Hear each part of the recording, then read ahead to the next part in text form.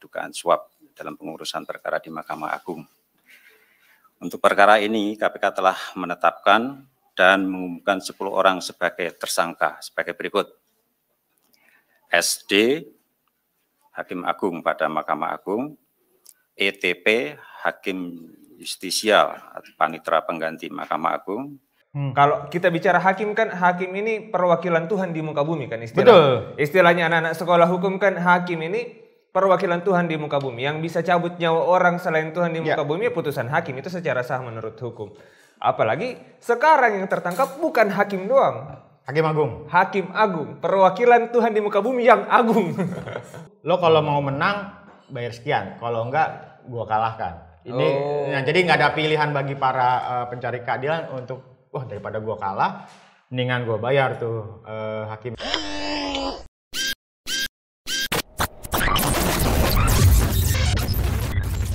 Sahabat integritas, hari ini ada cerita dari Mahkamah Agung tentang penangkapan Hakim Agungnya. Nah, sekarang ada Bang Eson nih yang bisa ceritain ke kita gimana sih kondisi pada saat itu, pada saat penangkapan Hakim Agung itu. Jadi ini sebenarnya pengembangan dari operasi tangkap tangan KPK ya. Tanggal 21-22 September lalu KPK melakukan operasi penangkapan terhadap sejumlah orang yang diduga terlibat dalam praktek mafia hukum. Ada yang melibatkan pegawai, ada yang melibatkan advokat, dan juga ada yang melibatkan hakim justisi dan juga hakim agung. Nah, hakim agung Ahmad Sudrajat ini nih, itu adalah hakim agung pertama yang ditangkap oleh KPK ya. Dalam sejarah negeri ini baru yang pertama kali. Nah, urusannya apa? Urusannya itu terkait dengan penanganan perkara. Jadi ada pihak-pihak tertentu gitu ya, dari para pihak melalui pengacaranya berupaya mempengaruhi hakim agung yang memeriksa dan mengadili perkara ini di tingkat kasasi Mahkamah Agung agar perkaranya itu menguntungkan buat si penyuap atau para pihak yang berperkara ini. Jadi ketika proses itu terjadi kan cepat agak ramai di permukaan, ada informasi hakim agung yang tertangkap. Dan kemudian KPK secara resmi mengumumkan ada nama Hakim Agung Ahmad Sudrajat Dimyati ini sebagai tersangka ya. Jadi sempat mangkir, kemudian dia menyerahkan diri ke gedung KPK.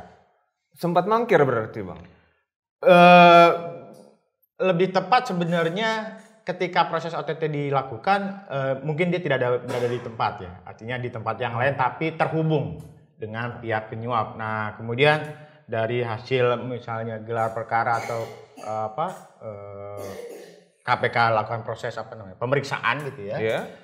Selama 1 kali 24 jam kemudian dia berani menetapkan Hakim Agung ini diduga terlibat. Dan yang menarik adalah ketika ditetapkan sebagai tersangka dia sudah sejak awal bilang saya clear gitu ya. Nah clear itu ini kan mungkin kayak SOP-nya pihak-pihak yang tertangkap tangan oleh KPK selalu di awal bahwa bilang ya saya nggak terbukti, saya bersih dan sebagainya. Hakim Agung ini kan adanya di Mahkamah Agung, benteng terakhir upaya keadilan, mencari keadilan di Indonesia. Menurut Bang Eson, sebagai benteng terakhir yang kemudian ternyata dilulantakkan dengan basoka korupsi, ternyata tembus juga duit itu bisa ke dalam. Kok bisa kayak gitu sih ceritanya Bang? Kira-kira itu kenapa itu?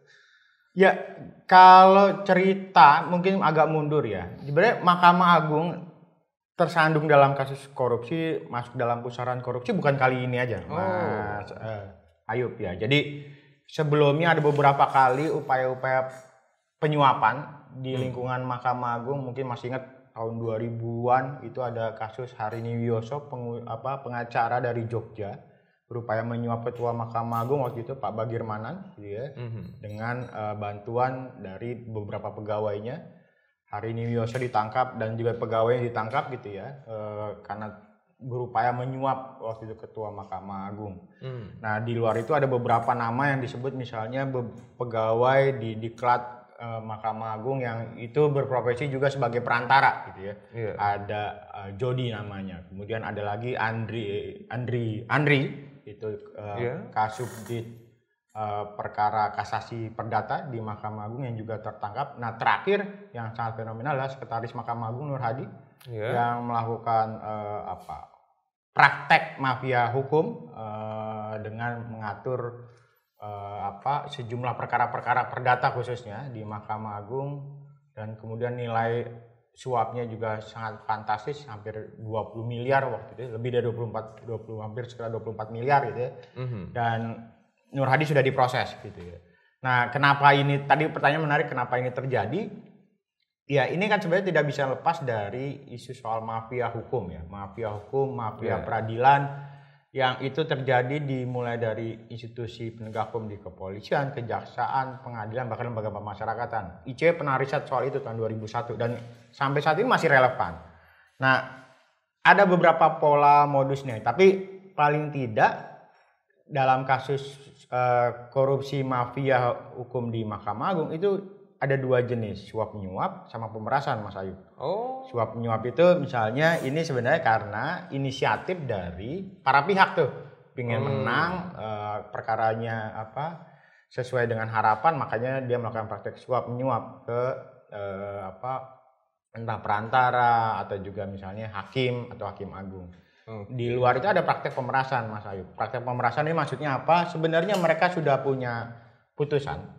Atau misalnya sudah dirumuskan pertimbangan hakimnya, nah kemudian tinggal melakukan meminta para pihak dengan sejumlah misalnya uang nominal tertentu, lo kalau mau menang bayar sekian, kalau enggak gua kalahkan. Ini nah, jadi nggak ada pilihan bagi para pencari keadilan untuk daripada gua kalah, mendingan gua bayar tuh hakimnya. Jadi muara-muara praktek suap menyuap itu adalah yang di Mahkamah Agung khususnya itu adalah memenangkan perkara atau perkaranya sesuai dengan, jadi kalau perkara perdata memenangkan perkara ya pasti. Kalau dalam kasus pidana, termasuk pidana korupsi, misalnya kliennya divonis bebas atau kliennya dikurangi hukumannya, atau misalnya uang pengganti tidak dibebankan kepada si ini. Nah, juga yang menarik begini, di luar bicara soal menang kalah, itu ada bicara soal pengaturan perkara di Mahkamah Agung. Perkara ini maksudnya begini, Mas Ayub. Dulu ada kasus namanya Adrian tadi, kepala Kasubdit itu yang menghubungkan pengacara di daerah dengan proses penentuan majelis hakim. Ordernya jelas. Kasus korupsi jangan diadili oleh Hakim Artijo Alkostar. Karena apa? Kenapa Artijo ini jadi momok atau misalnya dianggap menakutkan di Mahkamah Agung? Karena kalau kasus korupsi itu ditangani oleh Artijo Alkostar, alamatnya pasti dihukum bersalah, kemudian biasanya hukumnya berat, gitu ya. Nah, makanya mereka berpikir bisa nggak sih diatur caranya biar hakim ini nantinya tidak dipegang Artijo Alkostar? Ternyata bisa, gitu. Dengan proses pengaturan itu ya. Jadi kalau pengaturan majelis yang bisa kita katakan yang sesuai keinginan, ya hasilnya bisa jadi sesuai keinginan. Jadi sudah order tertentu tuh, hakimnya tolong jangan Artijo tapi A, B, dan C, misalnya begitu. Betul. Ya. Nah, Pak Artijo juga almarhum ya, itu pernah ngobrol dengan saya waktu di Mahkamah Agung, dia cerita tuh bahwa di beberapa kasus korupsi seringkali ketika dia ingin membacakan putusan final, itu kasasinya dibatalkan. Oh, bisa begitu? Karena apa? Mungkin si permohonan kasasi dibatalkan, dalam artian si pemohon kasasi terdakwa kasus korupsi itu sudah dapat bocoran. Kasusnya dipegang Artijo dan pastinya hukuman lebih berat. Makanya daripada dia menanggung hukuman lebih berat, akhirnya pengajuan permohonan kasasi ditarik gitu ya. Nah, ini yang menarik. Di luar Hakim Agung, kalau Mas Ayub coba cermati di kasus-kasus yang lain, itu kan misalnya dari catatan KPK ya, ada 24 hakim, baik tingkat pertama, banding, kemudian yang terbaru adalah di Mahkamah Agung, Hakim Agung, yang terjerat dalam kasus korupsi itu, Mas Ayub. Bahkan yang juga ironis adalah Hakim Tipikor tersandung kasus korupsi, Hakim Pengadilan Tindak Pidana Korupsi tersandung kasus korupsi. Padahal yang biasanya dia memeriksa dan mengadili perkara korupsi, justru kemudian berubah menjadi terdakwa kasus korupsi. Nah, jadi ini sebenarnya fenomena yang menarik soal mafia hukum yang sebenarnya udah lama. Ada yang bilang nih kayak rahasia umum, kemudian kayak bau tidak sedap yang hanya bisa dirasakan tapi nggak bisa berwujud gitu ya. Bisa dicium. Bisa dicium. Nah ini.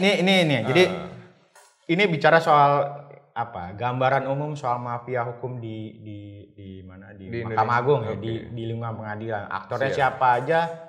Selain tadi hakim, ada panitera, ada juga pengacara pastinya, atau ada juga perantara calo. Calo nih nggak ada kaitan sama ini. Jadi beberapa kasus-kasus korupsi yang ditangani itu ya tadi mereka tanda kutip sudah bisa dikatakan apa ya, mencari informasi-informasi dari dalam. Kasus korupsi dan kasus non korupsi ternyata ya. Jadi ini perkaranya siapa yang pegang sih gitu. Kemudian siapa hakimnya? Siapa hakimnya? Kalau hakimnya dianggap kooperatif ya mereka akan melakukan upaya. Tapi kalau nggak kooperatif, misalnya ketemu Pak Artijo, ya pilihannya adalah kalau dia tahu bocorannya dia akan mundur. Gitu. Mas Ayub. Jadi ada pilihan mundur di dalam. Jadi ada mata-mata yang dibayar juga. Betul. Jadi ada perantara gitu atau hanya sekedar mendapatkan informasi. Itu nggak gratis Mas Ayub, pasti bayar. Ya. Jadi ada sejumlah uang yang dibayar untuk Hakim Agung itu. Itu yang buat harusnya benteng pertahanan keadilan terakhir ini yang dikuasai atau dijalankan oleh kalau kita bicara hakim kan, hakim ini perwakilan Tuhan di muka bumi kan istilahnya anak-anak sekolah hukum kan, hakim ini perwakilan Tuhan di muka bumi. Yang bisa cabut nyawa orang selain Tuhan di muka bumi ya putusan hakim, itu secara sah menurut hukum. Apalagi sekarang yang tertangkap bukan hakim doang. Hakim Agung, perwakilan Tuhan di muka bumi yang agung. Nah, itu di luar respon soal kecewa, kita pasti kecewa ya. Betul. Tapi yang menarik adalah dua hal. Pertama adalah pernyataan dari Menko Polhukam Mahfud MD yang dia katakan bahwa pemberantasan korupsi kandas di ujung, di pengadilan mungkin maksudnya gitu ya. Kemudian yang kedua itu bicara soal penyebutan nama hakim. Jadi ada mantan ketua Mahkamah Agung Arifin Tumpah menyebutkan udah ke depan tuh jangan lagi panggil yang mulia. Karena sebenarnya dia juga posisi adalah manusia biasa gitu, karena kalau orang yang mulia kan nggak mungkin tuh tergoda ya dengan suap atau iming-iming harta dan sebagainya. Nah, yang kemudian juga kita agak prihatin adalah ini kan Hakim Agung termasuk juga hakim-hakim itu dari sisi salari, penghasilan, gaji mereka tuh gede, Om. Jadi ini sebenarnya buah dari keserakahan, bukan karena korupsi karena kebutuhan, tapi karena mereka serakah. Artinya apa? Fasilitas sudah dapat, kemudian juga gaji sudah gajinya besar, kemudian banyak dapat fasilitas dari negara. Kok ia masih korupsi? Kan pertanyaan besarnya begitu ya. Kok ia masih ada praktek korupsi di lingkungan pengadilan dan juga di Mahkamah Agung. Nah, kita coba cermati misalnya, kenapa ini terjadi? Kenapa ini terjadi? Karena fungsi pengawasannya tidak maksimal. Jadi, apa sih yang harusnya dilakukan oleh Mahkamah Agung pasca kejadian ini? Pertama adalah mereka harus melakukan evaluasi fungsi pengawasan di internal Mahkamah Agung. Kan mereka ada punya badan pengawasan Mahkamah Agung. Kemudian ada istilahnya pengawasan melekat gitu ya. Bahkan ada peraturan Mahkamah Agung 2016, maklumat Mahkamah Agung, Ketua Mahkamah Agung 2017 yang memaksa hakim harus memperkuat fungsi-fungsi pengawasan di internal. Bahkan yang paling ekstrim adalah kalau terjadi praktek korupsi, diteliti tuh yang apakah fungsi pengawasan dari atasannya berjalan atau tidak. Kalau tidak berjalan harus tanda kutip ada ancaman atau sanksi dari pimpinan Mahkamah Agung. Nah, itu kan kalau terjadi di tingkat PNPT. Kalau terjadi di Mahkamah Agung artinya yang masalah sebenarnya kalau atasannya Hakim Agung Ketua Mahkamah Agung. Artinya apa? Fungsi pengawasan dari Ketua Mahkamah Agung pun itu tidak berjalan dengan baik gitu. Jadi fungsi pengawasan sebaiknya perlu dievaluasi. Kemudian juga relasi hubungan dia dengan Komisi Yudisial itu juga sebaiknya harus diperbaiki. Karena apa? Ini kan Komisi Yudisial dan Mahkamah Agung seringkali yang kita lihat seperti Tom and Jerry. Publik melihat itu. Jadi kejar-kejaran dia jadi. Jadi apa ya? Jadi seringkali tidak akur ya. Jadi banyak temuan-temuan dari Komisi Yudisial terkait dengan integritas hakim yang direkomendasikan Mahkamah Agung itu tidak sepenuhnya itu ditindaklanjuti oleh Mahkamah Agung. Oh, jadi soal hakim nakal gitu ya. Kata kayak ada hakim nakal gitu. Nah, hakim nakal kemudian direkomendasikan untuk diberikan sanksi berat, bahkan termasuk pemecatan, itu juga seringkali emang nggak terlalu responsif gitu ya. Mungkin ada beberapa yang tapi sebagian katanya tidak terlalu responsif. Nah, ini yang harusnya diperbaiki. Jadi evaluasi. Kemudian yang kedua itu juga pilihannya adalah pilihan penindakan pencegahan. Aspek penguatan pengawasan sebagai pencegahan itu harus dilakukan. Kemudian pencegahan yang lain adalah perlu ada tour of duty tidak hanya untuk hakim, tapi juga panitera atau pegawai di Mahkamah Agung atau bahkan di tingkat pengadilan. Jadi kalau hakim itu bisa muter kemana-mana, geser kemana, rotasi, mutasi gitu ya, promosi kemana-mana, pegawai di Mahkamah Agung enggak. Oh iya. Jadi dia di situ aja. Nah, ini kemudian disinyalir jadi apa ya? Beberapa itu jadi komunitas tanda kutip pelaku-pelaku penyimpangan tuh soal praktek mafia hukum. Jadi kan kalau kita lihat OTT kemarin yang tertangkap mayoritas itu kan dari pegawai Mahkamah Agung. Oh iya. Ya artinya apa? Kalau dia tidak beranjak kemana-mana, hanya di situ aja, dia begitu menguasai medan. Kalau dia belum steril dari praktek mafia hukum, dia bikin komunitas tuh mafia di internal Mahkamah Agung. Nah itu yang kemudian oknum-oknum ini yang seharusnya disingkirkan tuh pelan-pelan oleh Ketua Mahkamah Agung. Jadi hakim kan pindah-pindah, sementara pegawai, staf pengadilan di Mahkamah Agung dia nggak kemana-mana. Sampai tukang sapunya juga kan kadang-kadang kan disinyalir ada beberapa gambaran bahwa tukang sapu punya mobil Bentley. Ya, itu juga kita dapat rumor seperti itu ya. Jadi ada informasi misalnya hanya tukang bawa-bawa berkas gitu ya. Tapi katanya harta kekayaannya di luar kewajaran. Mungkin ada ingat juga kasus panitera di pengadilan yang itu bahkan bisa dikawal oleh penegak hukum ya. Kendaraan dinasnya dikawal oleh penegak hukum. Ini artinya apa? Ya sepanjang praktek-praktek ini dibiarkan, tidak ditangani secara tuntas, ini akan jadi sulit. Nah ini momentum ini harusnya dimanfaatkan betul oleh Ketua Mahkamah Agung. Jadi aspek pencegahan, termasuk juga aspek penindakan. Aspek penindakannya apa? Pertama, mau nggak mau, Mahkamah Agung, Ketua Mahkamah Agung harus kooperatif tuh dengan langkah-langkah yang dilakukan oleh KPK. Misalnya dia memberikan akses secara luas buat KPK untuk mengungkap siapa aktor lain di luar Hakim Agung